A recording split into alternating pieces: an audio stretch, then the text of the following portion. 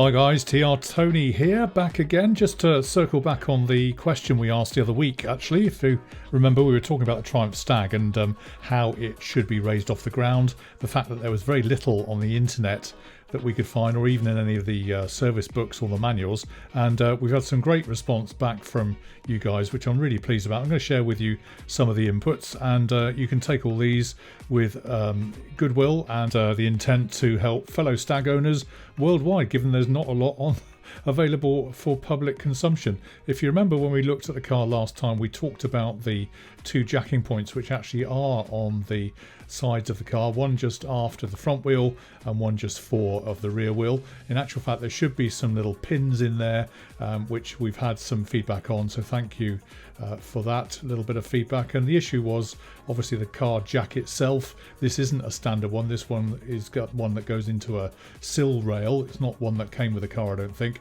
The idea should be that the proper Triumph Stag jack has a hole in it, which then goes over a little pin that sticks down on the sill underneath, thus locking into it. And that's all well and good, but we did have a few comments left on the channel, which I think we'll share with you. First one was from John Lawrence. Thanks, John, who says he always uses the cross member to jack and support at the front, and then does different at the back in the workshop. He's in fact invested in a floor level cheapish forearm lift, which gets him around the problem.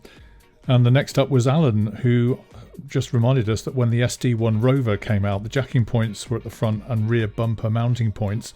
There were no longer studs under the sills at that time, and he thinks that as the Triumph 2500, Stag and Rover SD1 had very similar construction, would use the bumper mounts, basically, is what he said. Good question, says Steve Salvage. I replace wide wheels. I always place a jack under the outrigger. Quick look underneath at first. Rear bit is a bit more tricky, but I place a wooden block and jack up on the trail arm near the shock or spring, as that's where the weight of the car is. It'd be interesting from his point of view to find out other interesting methods, and thanks for sharing. Had a really good reply from KJS581, not sure who he is, but he never lifts it by the body unless he has to work on it on the bits where he usually would lift it. The body lifting points only ever are used if he's caught out on the road and has to use the scissor jack for that reason, but that's just the day-to-day running. But when he did long trips from Perth to Melbourne, return every Christmas for about 7 years, he says, back in the 90s, 3,500 kilometres each way, he made a point of carrying a small trolley jack in the boot and a half axle under the boot, he says, which helped him enormously when he had a wheel bearing fail 1,000 kilometres from Perth. 20 minutes to change the half shaft and the job was done. The point was, he recommends we only ever use the scissor jack if you really have to, and the pin locator, which is all right for a designed in for it jack, but you've seen from my pics we haven't got that, but terrible for a trolley jack. He uses the front fore and aft bearers under the body near where the front suspension fore and aft radius arm mounts to the body, and that is a huge solid and is designed area to carry a lot of load. And at the rear, he picks up his car on the cross members that form the V with a differential in the centre just inside the outer mounts. Again, it's a strong box section and is largely designed to take the weight of the car, very strong.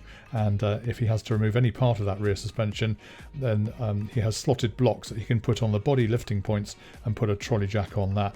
And he's had the car for 30 years, so a lot of experience there from KGS581. Thanks very much. Like we said in the first video, if in doubt, use as many trolley jacks and axle stands as you possibly can, and anything that comes off the car, including wheels and tyres, chuck them underneath just to give you a little bit of a survival space should you ever need it.